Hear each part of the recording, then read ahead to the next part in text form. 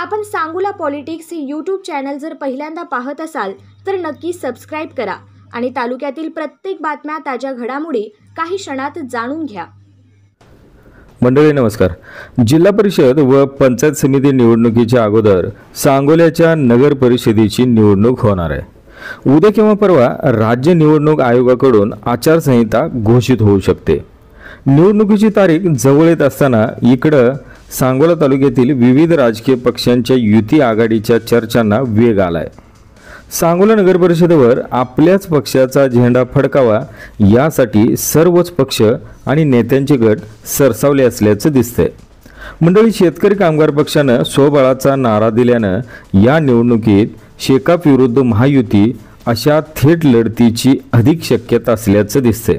असं झालं तर ही निवडणूक मोठी चुरशीची होणार यात शंका नाही। मंडळी, सांगोला नगर परिषदेवर शेतकरी कामगार पक्ष, शहाजी बापू पाटील यांचा गट आणि दीपक आबा यांच्या गटाने सातत्याने आपली ताकद सिद्ध केली। भाई गणपतराव देशमुख यांनी त्यांच्या हयातीत सांगोला नगर परिषदेच्या निवडणुकीत सातत्याने बेरजेचे राजकारण केले। भाई गणपतराव देशमुख यांच्या पश्चात शेतकरी कामगार पक्ष प्रथमच या निवडणुकीला सामोरं जातोय। सांगोला नगर परिषद निवडणुकीसाठी नवीन प्रभागनिहाय अंतिम मतदार यादी नुकतीच जाहीर करण्यात आली आहे। यामध्ये सांगोला नगर परिषदेच्या हद्दीतील 33,698 मतदारांची संख्या निश्चित करण्यात आली। मंडळी, एकूण 11 प्रभागात ही निवडणूक होणार आहे।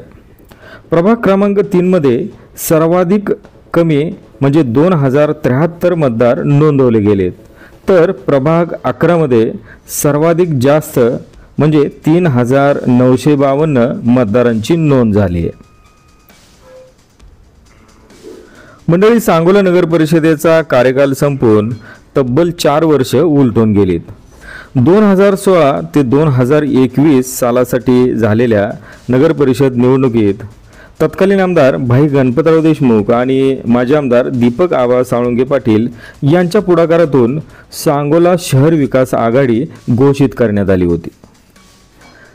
यामध्ये दीपक आबांच्या गटाने 7 नगरसेवक निवडून आणले, तर शेतकरी कामगार पक्षाच्या 4 उमेदवारांनी विजय संपादन केला होता।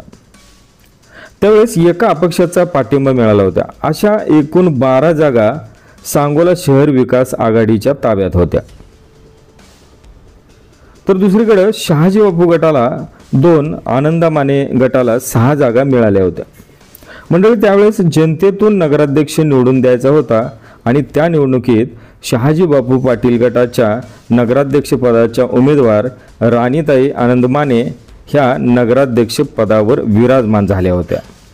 भाई गणपतराव देशमुख आणि दीपक आबा साळुंखे पाटील यांच्या सांगोला शहर विकास आघाडीला स्पष्ट बहुमत असतानाही नगराध्यक्ष मात्र शहाजी बापू पाटील यांच्या गटाचा झाला होता।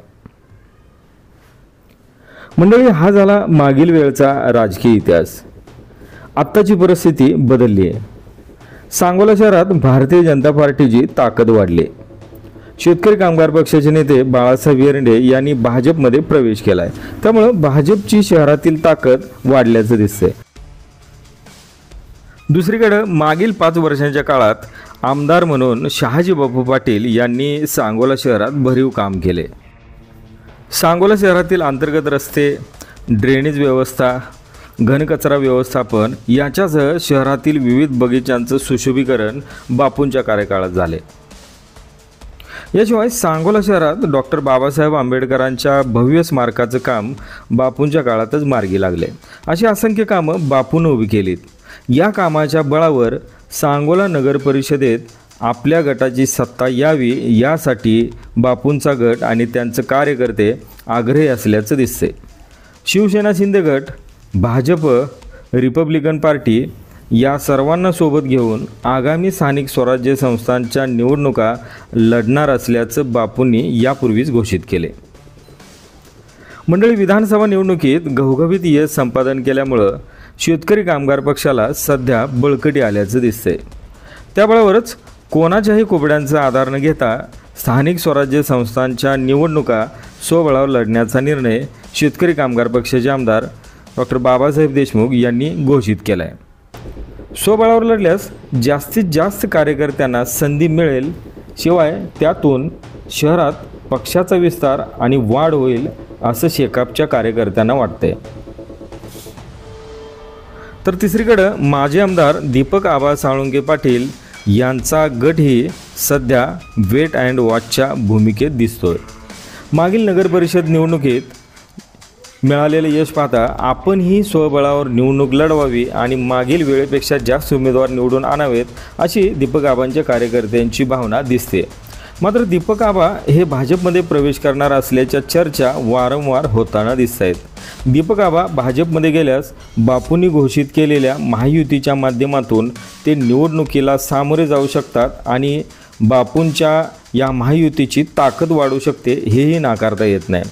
दुसरी शक्यता अशी आहे की दीपक आबा हेही नगर परिषद निवडणूक स्वतंत्रपणे लढतील. मात्र मंडळी ही जरतरची चर्चा आहे. मंडळी या सर्व चर्चा होत असताना शेतकरी कामगार पक्ष, शहाजी बापू आणि दीपक आबांच्या गटातून नगराध्यक्ष हा आपल्याच पक्षाचा राहावा यासाठी मोठी रस्सीखेच आणि राजकीय रणनीती आखली जात असल्याची चर्चा आहे. आमदार आपल्याच पक्षाचा, मग नगराध्यक्षही आपल्याच पक्षाचा व्हावा असं शेतकरी कामगार पक्षाच्या कार्यकर्त्यांना वाटतंय. मागील निवडणुकीत आपल्याच गटाचे सर्वाधिक नगरसेवक निवडून आले होते, त्यामुळं नगराध्यक्षपद आपण सहज खेचून आणू असं दीपक आबांच्या कार्यकर्त्यांना वाटते.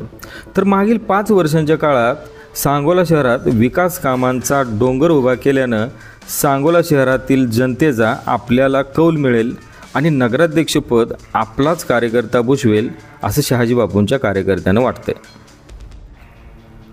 मंडळी, नगर परिषदेची निवडणूक येत्या 2 दिवसात घोषित होईल हे जवळपास निश्चित झाले. कारण 2 दिवसातच राज्य निवडणूक आयोगाकडून एक पत्रकार परिषद घेऊन या निवडणुकीची घोषणा होऊ शकते आणि निवडणुकीची घोषणा होताच राज्यात नगर परिषद निवडणुकीची आचारसंहिता आपोआप लागू शकते. त्यामुळं सांगोला तालुक्यातील सर्वच राजकीय पक्ष आणि नेत्यांचे गट हे राजकीय समीकरणं बांधून युती आघाडीच्या प्रक्रियेत सध्या व्यस्त असल्याचं दिसते. मंडळी, या सर्व चर्चेत सर्वांचं लक्ष लागले ते म्हणजे माजी आमदार दीपक आबा साळुंके पाटील यांच्या भूमिकेकडं. कारण त्यांची आगामी राजकीय भूमिका ही युती आघाडीच्या अंतिम निर्णयावर थेट परिणाम करणारी असेल. मंडळी, सांगोला नगर परिषदेच्या निवडणूक डावपेचांची बित्तम बातमी आम्ही देतच जाऊ. तुर्तास इथंच थांबूया. धन्यवाद.